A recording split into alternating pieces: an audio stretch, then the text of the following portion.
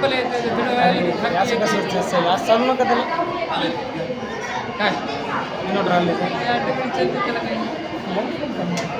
काय की नाही चप्पल आहे त्याची ओढते ठीक आहे कम्प्युटर चलते म्हणायला सण वाटते ती वायर किती मोठी ते वर गेल्याला आर्थिंग नाही अर्थिंग नाही म्हणजे लईच फुल करा आर्थिंग थोडं कमी कर माईक दे बेटा माईक दे त्याला माईक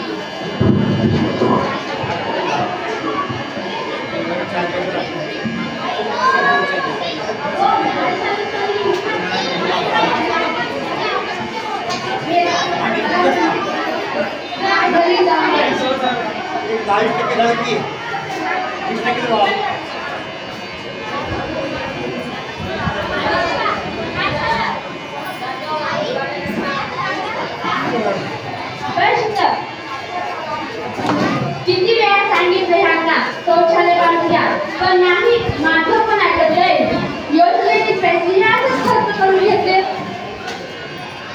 आता तू शिकव मला आणि सांग अहो सासूबाई तसं नाही हो बघा ना आता काय झालं चोरीच्या पायात आता काट्या घुसला किती अंधार असतो पहाटेला अंधारात विद्यू किडे साप असतात आहे जर दुसरं काही चांगलं असतं तर ए सुनबाई असं सकाळी सकाळी का गोंगाट बोलू नको मला पण देत नाही अगं सोनी तू का रडत आहेस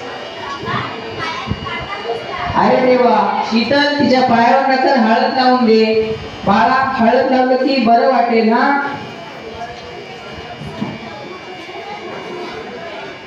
अगं सुनबाई तुला चहा ठेव बरं चहा पिऊन झाल्यावर आंबा करून येते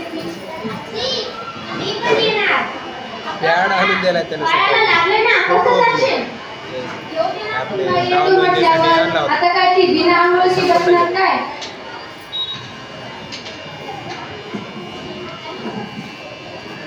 आजी पाण्याचा आता वेगळाच वास येतोय ग आणि पाणी पण किती घाण दिसते ते बघ किती शेवाळ आले पाण्यावर कुठला भात मला तर नाही येत ते बघ त्या बाई इथेच कपडे धुतायत धोंडीबा काका पण गाई म्हशी इथेच धुतायत आपल्या गावात नाल्याचं पाणी पण इथंच तलावासारखंच आहे त्यामुळे असा वास येतो आमच्या शाळेतल्या मॅडम सांगतात की यामुळे प्रदूषण होते ए प्रदूषण चल आटो लवकर लईच बडबड करते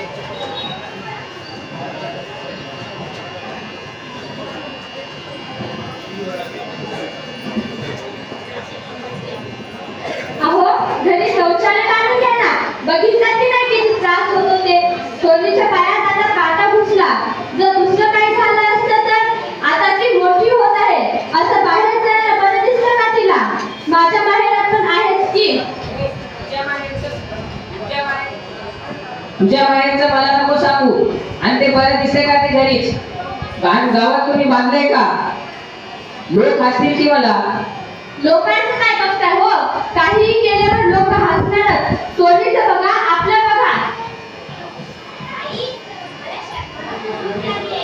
काहीतरी जेवायला बनव नाहीतर मला शाळेला जायला उशीर होईल बाळा सर्व तयार आहे आणि आज तुझ्या आवडीची भाजी बनवली आहे सासूबाई तुम्ही पण हात धुवून घ्या तुम्हाला पण जेवायला वाटते अगं नको ग थोडं पोटात दुखते माझ्या बघू थोड्या वेळाने गोळ्या देऊ का बरं वाटेल आहेत माझ्याकडे नको ग त्या गोळ्या लिंबू पाणी दे आणि बरं वाटेल मला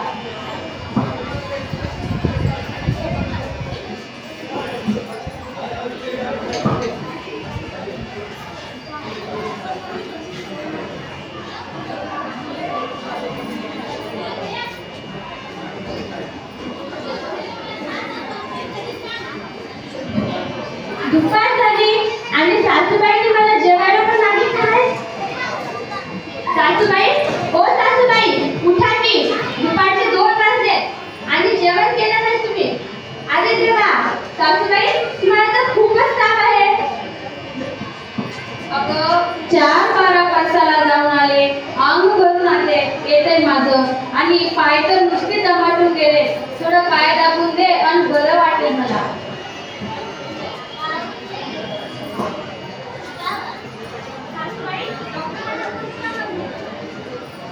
How did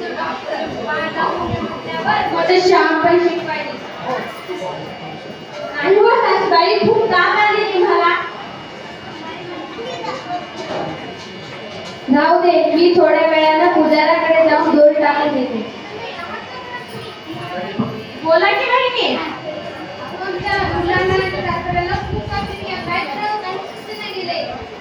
अहो सासूबाईंना पण तसंच होते की मग. काय झालं मंजुळाबाई?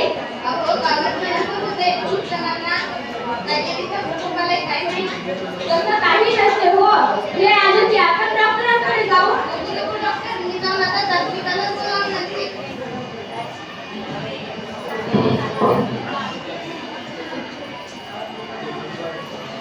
अलग निरंजन, अलग निरंजन.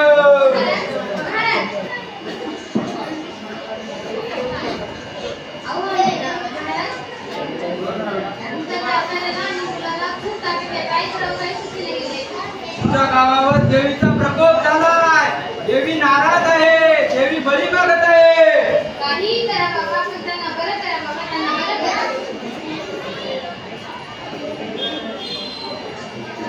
हा घे अंगाला, लाव त्याच्या अंगाला, तो बरा होईल. मग एक बकऱ्याची बळी द्यावी लागेल. अलग निरंजन, अलग निरंजन.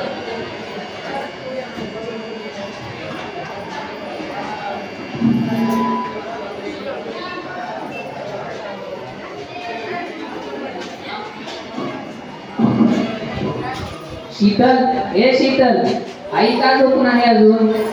अहो त्यांना खूप ताप आलाय, संडास पण लागले, उलट्या पण होत आहेत. दवाखान्यात जाऊ म्हणलं तर नको म्हणताय, येत नाही. आई, हे आई, उठ की ग.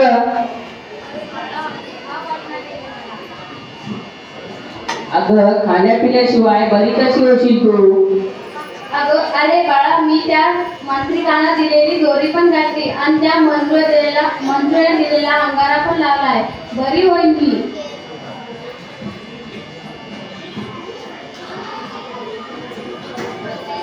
अहो सासूबाई, तसं बरं होत नाही. अहो उठा अगोदर तुम्ही आणि जाऊन डॉक्टरांना बोलून आणा आता. अगं पण जाऊ द्या तुम्ही, मीच बोलून आणते डॉक्टरांना.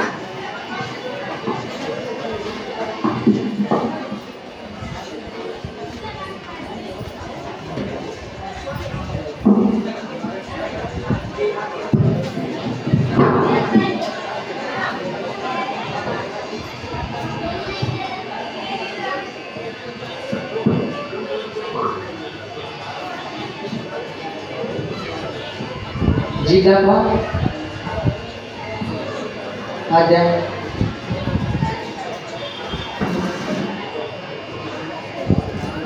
आजी, तुम्हाला तर खूप ताप आहे. औषधांसोबत गोळ्या पण द्याव्या लागेल. डॉक्टर साहेब, मी बरी होईल. मला ते औषध तुमचं काहीच नका. अरे देवा, ते सलाईन तर नकोच मला.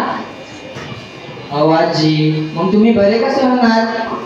अहो त्या मंजुळे बाईनं मला अंगारा दिलाय, ते लावून आणि मी बरी होईल. आणि त्या तांत्रिकानं पण मला दोरी दिली. आजी, अशाने आजार बरा होत नाही. अहो सासूबाई, डॉक्टरांनी गोळी दिलेली घ्या ना. ऐका डॉक्टरांचं. अगं आई, शीतल आणि डॉक्टर साहेब एवढं म्हणतात ना, ऐक ना त्यांचं, घे औषध.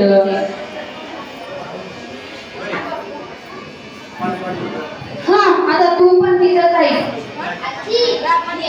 आमच्या शाळेतल्या मॅडम म्हणतात की आजारी पडल्यावर डॉक्टरांकडे दाखवावे, नीट उपचार घ्यावे. आजी घे का औषध? आजी घे ना. अगं सोने, तू रडू नको, घेते मी ते औषध. डॉक्टर साहेब, गावात एवढी लोक का बिमार पडली असावी? अहो, हे सर्व साथीचे रोग आहेत. आपण अस्वच्छता ठेवली की हे सर्व तर होणारच. बघा, आपल्या गावात एकही शौचालय नाही. लोकांनी असंच उघड्यावर घाण केली तर घाण तर पसरणारच आणि शेवटी याचे परिणाम आपल्याला भोगावेच लागणार. डॉक्टर साहेब, गावात तर खूप लोक बिमार पडले आहेत हो. अहो, आता मी पण काय करू? लोक उपचार घेण्यासाठी तयारच होत नाहीत. त्या मांत्रिकाकडे जातात, धागेदोरे करतात, झाडपाला करतात, पण त्यांना काय माहित की जास्तीत जास्त रोग हे तर आपल्या प्रदूषित वातावरणामुळेच होतात. जसं की दूषित अन्न आणि दूषित पाण्यामुळे आपल्याला diarrhoea, dysentery, typhoid fever, cholera असे वेगवेगळे रोग होतात. बरं ठीक आहे, चालतो मी. आणि वेळेवर औषधी द्या ना. हो धन्यवाद साहेब. चला.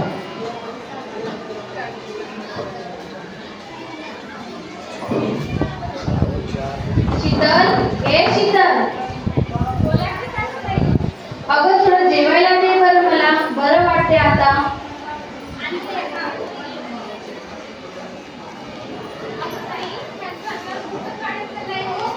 दोन दिवस झालं पोटात अन्नाचा सोय नाही.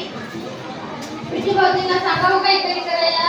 त्या माणसांना दिलेल्या सर्व गोष्टी करून पाहिल्यात, पण एक परिणाम नाही. एका मुलाचं नावच घेत नाही. त्या गोविंदाने म्हातारा कालच मरून बघा. खूप भीती वाटत आहे.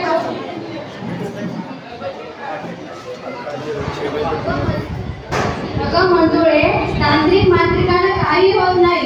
तू डॉक्टरांकडे जा आणि डॉक्टरांकडे गेल्यावर ते बरे होतील. बरं जा डॉक्टरांकडे लवकर आणि दे त्यांना औषध गोळ्या. बरं येते मी. अगं सुनबाई ते शौचालय कसं बांधतात का?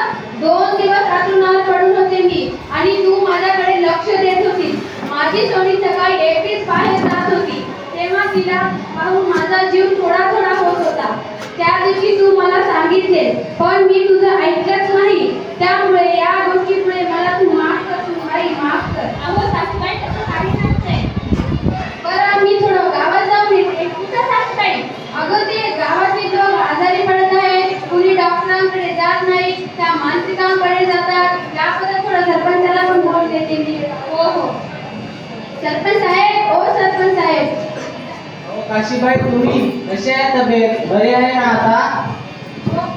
हो साहेब, माझी तब्येत आता बरी आहे, पण गावामध्ये खूप जण लोक आजारी पडत आहेत. डॉक्टरांकडे तर कुणी जातच नाही, इलाज पण नीट करत नाही. अहो मी पण पहिल्यांदा असंच केले, डॉक्टरवर विश्वास ठेवला नाही. मग माझ्या सुनेने मला समजावून सांगितलं की सासूबाई डॉक्टरांकडे गेल्यावर लवकर कमी होतं. मग तिनंच मला औषध गोळ्या दिलं आणि मी बरी झाले.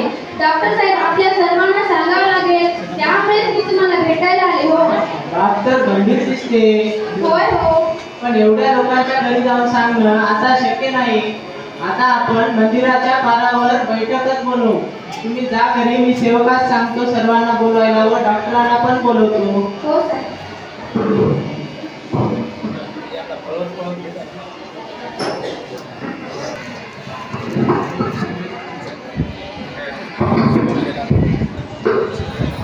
शांत राहा सर्वजण. आपल्या गावात छातीचे रोग पसरले. गावात बरेच जण आजारी आहेत.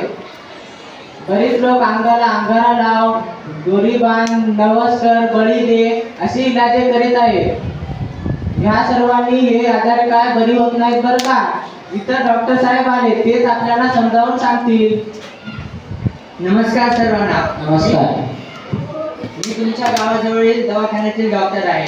आपल्या गावामध्ये पसरणाऱ्या आजाराबद्दल आज मी तुम्हाला बोलण्यासाठी आलेलो आहे. तर मंडळी, आपल्या गावामध्ये अस्वच्छतेमुळे खूप आजार पसरलेले आहेत आणि हे आजार योग्य उपचार घेतल्याशिवाय बरे होणार नाही. 2 दिवसापूर्वी शीतलने तिच्या आजींचा इलाज करून घेतला व त्या बऱ्या झाल्या. जरी तुमच्या घरी कोणी अशी आजारी व्यक्ती असेल तर त्याला लवकरात लवकर दवाखान्यात घेऊन या.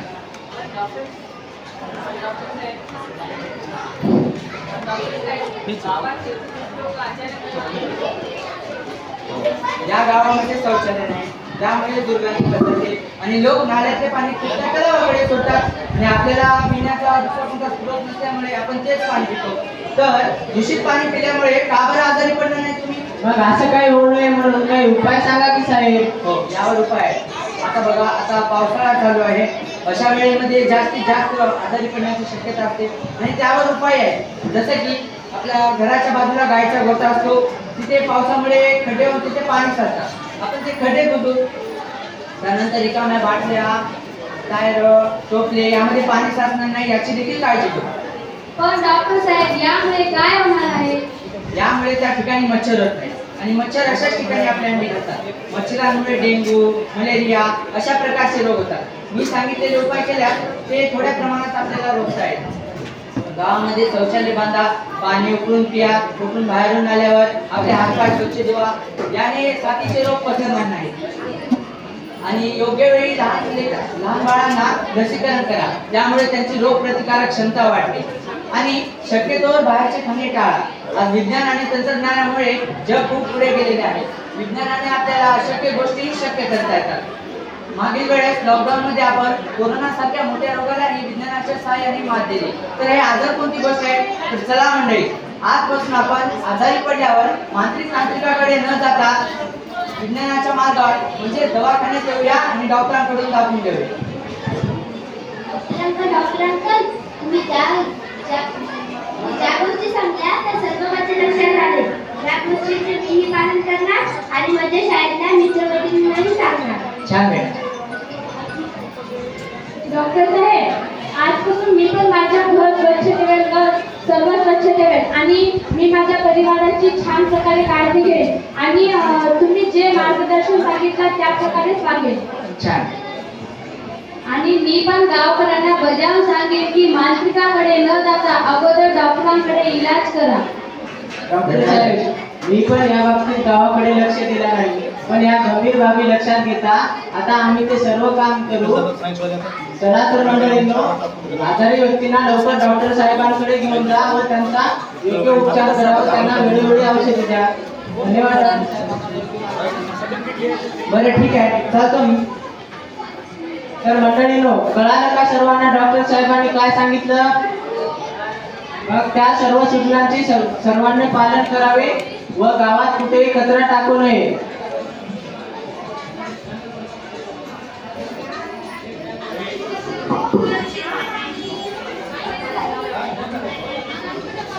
झाले सर नाही टीचरकडे बघायचं.